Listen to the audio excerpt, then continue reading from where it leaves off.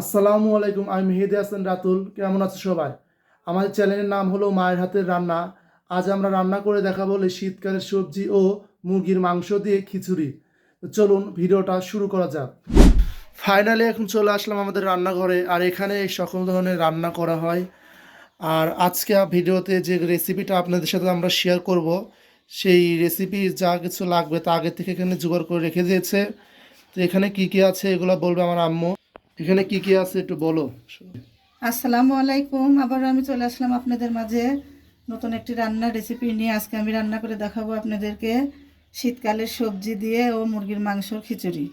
এখানে রান্না করতে যা উপকরণ লাগবে আমি বলে দিচ্ছি। এখানে নিয়েছি সবজি কেটে কুচি করে, মূলে, আলু, সিম। এখানে নিয়েছি কফি, আলু ভেজে, মুরগির মাংস ভেজে নিয়েছি। এখানে নিয়েছি ধনেপাতা আর জলফই, চাউল, 2 রকমের ডাউল।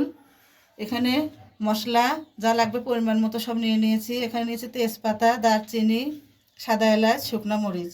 এখানে রসুন কুচি, কাঁচামরিচ কুচি, পেঁয়াজ কুচি। গ্যাসের চুলাটা অন করে দিচ্ছি। কড়াইটা আমার গরম হয়ে গেছে। এখন আমি দিয়ে দিচ্ছি তেল পরিমাণ মতো। দিয়ে দিচ্ছি, তেল গরম হয়ে গেছে, তেজপাতা দিয়ে দিচ্ছি, দারচিনি দিয়ে দিচ্ছি, গোটা শুকনো মরিচ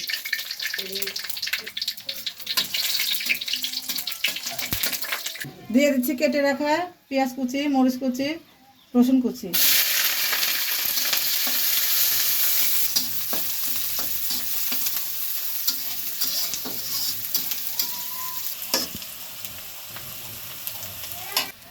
দিয়ে দিচ্ছি পরিমাণ মতো দারচিনি। খুব সুন্দর করে একটু ভেজে নেব যে পর্যন্ত কালার না আসে। কালার আসলে আমি তারপরে এর মধ্যে দিয়ে দেবো আস্তে আস্তে সব গুঁড়ো মশলা, বাটা মশলা।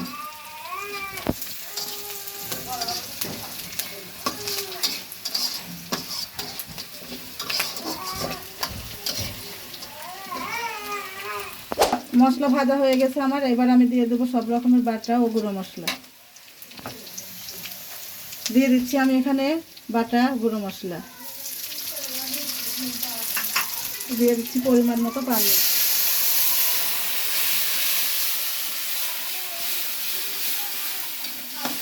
এভাবে মশলা আমি খুব সুন্দরভাবে কষিয়ে নেব।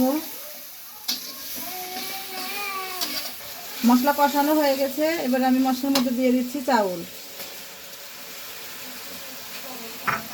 দিয়ে দিচ্ছি আগে থেকে ধুয়ে রাখা ডাউল।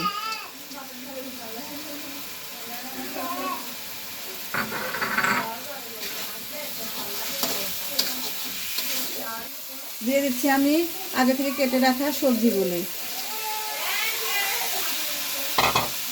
এবার আমি ভালোভাবে কষিয়ে নিচ্ছি।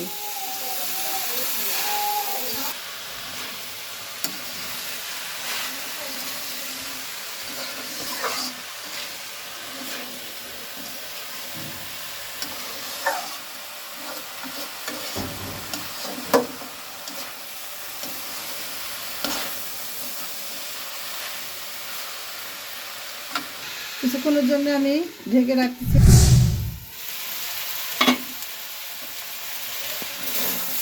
সবজি দেওয়ার পর আমার একটু কষানো হয়ে গেছে। এখন আমি দিয়ে দেবো পরিমাণ মতো পানি।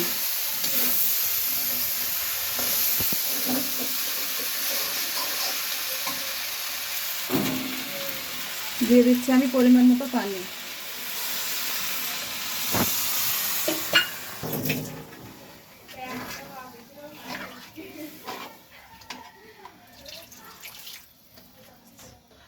দিয়ে দিচ্ছি ভেজে রাখা ফুলকপি, আলু।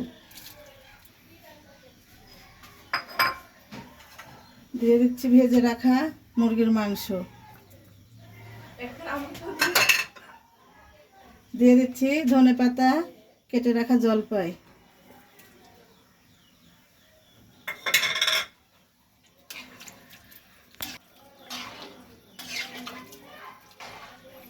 সুন্দরভাবে আমি একটু নেড়ে চেড়ে দিলাম।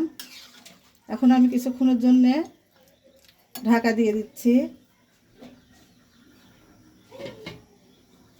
A few moments later.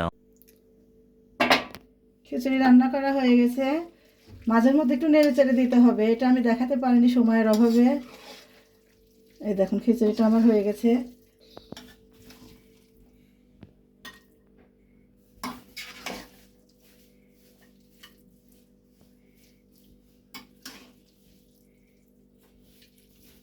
Finally খিচুড়িটা রান্না করে ফেললো আম্মু। আর এটাই ছিল আজকের রেসিপি। আর শীতের সবজি দিয়ে এরকম রেসিপি আপনারা অবশ্যই বাসায় ট্রাই করবেন, এবং আমি একটু খেয়ে আপনাদেরকে জানাই যে আসলে কেমন হয়েছে। তো যাই হোক, আমি একটু খেয়ে আপনাদেরকে জানাই যে আসলে আজকের রেসিপিটা কেমন হয়েছে।